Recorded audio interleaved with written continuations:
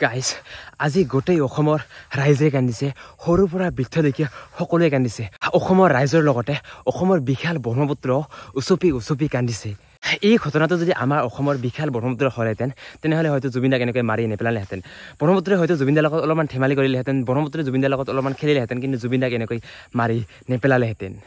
কাৰণ ব্ৰহ্মপুত্ৰ নদীয়ে চিনি পায় জুবিন দা কোন জুবিন দা যে অসমৰ সম্পদ সেয়া বিশাল ব্ৰহ্মপুত্ৰ নদীয়ে জানে কিন্তু এয়া আমাৰ অসমত নহয় এয়া আমাৰ ভাৰতত নহয় এয়া এখন অচিন দেশৰ অচিন সাগৰত এই ঘটনাটো হ'ল সেই অচিন দেশৰ অচিন সাগৰখনে হয়তো চিনি নাপালে যে জুবিন দা কোন জুবিন দা যে আমাৰ অসমৰ সম্পদ সেয়া হয়তো সেই সাগৰখনে নাজানিলে তো তাৰ কাৰণে আমাৰ জুবিন দাক তো সকলোৰে পৰা বহুত দূৰলৈ লৈ গ'ল এইখিনি মোৰ মন্তব্য নহয় এইখিনি ৰাইজৰ মন্তব্য কিন্তু এয়াই সঁচা আৰু প্ৰকৃতিৰ লগত কথা পতা মানুহজন প্ৰকৃতিয়ে আমাৰ পৰা বহুত দূৰলৈ লৈ গ'ল আৰু এইফালে চাওকচোন আজি বতৰটোও যেন কান্দি আছে ৰ'দ নাই বৰষুণো নাই অলপ সেমেকা হৈ আছে তো এয়াই বুজিব পাৰি যে প্ৰকৃতিৰ লগত জুবিন দাৰ কি ৰিলেশ্যন আছিল চাওকচোন কেনেকুৱা হৈ আছে আজি বতৰটোও যেন কান্দি আছে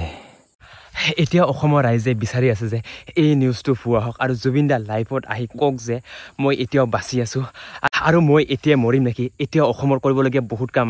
কৰিবলগীয়া আছে তো সকলোখিনি কাম কৰিহে মৰিম খেন্তা এনেকৈ কোৱাটোৱে গোটেই অসমৰ ৰাইজে এনেকৈ কোৱাটোৱে বিচাৰি আছে কিন্তু কেতিয়া জুবিন দাই এনেকৈ আহি ক'ব কেতিয়া ক'ব এয়া হ'ল জুবিন দাৰ শেষৰখন ফটো এই ফটোখনে বুজাইছে যে জুবিন দাই সেই অচিন সাগৰখনৰ লগত কথা পাতি আছে কিন্তু সেই সাগৰখনে জুবিন দাৰ কথা একো বুজিয়ে নাপালে আৰু এয়া হ'ল জুবিন দাৰ শেষৰটো ভিডিঅ' জুবিন দা যেতিয়া লাইফ জেকেট পিন্ধি সাগৰত নামিছিল আৰু তাৰপিছত জুবিন দাই কৈছিল লাইফ জেকেটখন ডাঙৰ হয় তেতিয়া জুবিন দাই সেই লাইফ জেকেটখন খুলি থৈ আকৌ সেই সাগৰখনত নামিছিল আৰু তেতিয়াই জুবিন দাক মৃত্যুক খাবতেই ল'লে এতিয়া এইটো কিমান দূৰ সত্য মই নাজানো বাট মই এনেকৈও শুনিছোঁ আৰু বহুতে বেলেগ ধৰণেও কৈ আছে এতিয়া সেইটো কোনটো সঁচা কোনটো মিছা সেইটো মই এতিয়ালৈকে গম পোৱা নাই তো এনেকৈও মই শুনিছোঁ তো এইটোও কৈ দিলোঁ এতিয়া কথা হ'ল অসমৰ সকলো মানুহে জানে যে জুবিন দা বহু দিনৰ পৰাই অসুস্থ কিন্তু তাতকৈ বেছি জানে তেওঁৰ লগত থকা মানুহবোৰ মেনেজাৰ আৰু তাৰ লগত যিবিলাক মানুহ থাকে তো ইমানখিনি জনাৰ পিছতো ইমান ডাঙৰ এটা ডিচিশ্যন তেওঁক অকলে ল'বলৈ কিয় দিলে ইমান ডেঞ্জাৰ এক্টিভিটি কিয় কৰিবলৈ দিলে তো সকলো ৰাইজে জানে যে জুবিন দা অসুস্থ আৰু জুবিন দাক ডক্টৰে কৈছে যে অলপ ৰেষ্ট দিব কৈছে তো মানে কিয় কৰিবলৈ দিলে তেওঁৰ লগত থকা মানুহবোৰে সেইখিনি কথা মই বুজি পোৱা নাই তো ইয়াৰ আঁৰত হয়তো বহুতো কথা থাকিব পাৰে কিন্তু সেই কথাবোৰ এতিয়ালৈকে জানিব পৰা নাই আশা কৰোঁ পৰৱৰ্তী সময়ত ইয়াৰ আঁৰৰ কথাবোৰ সকলো ৰাইজে জানিব পাৰিব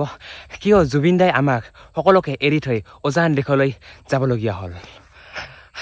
তো শেষত এটাই কথা ক'ম জুবিন দা য'তেই আছে ভালে থাকক জুবিন দাৰ আত্মাই যাতে চিৰশান্তি লাভ কৰে এই কথাটো ক'ব বেয়া লাগিছে কিন্তু ক'ব লাগিব এইটোৱে সঁচা যিহেতু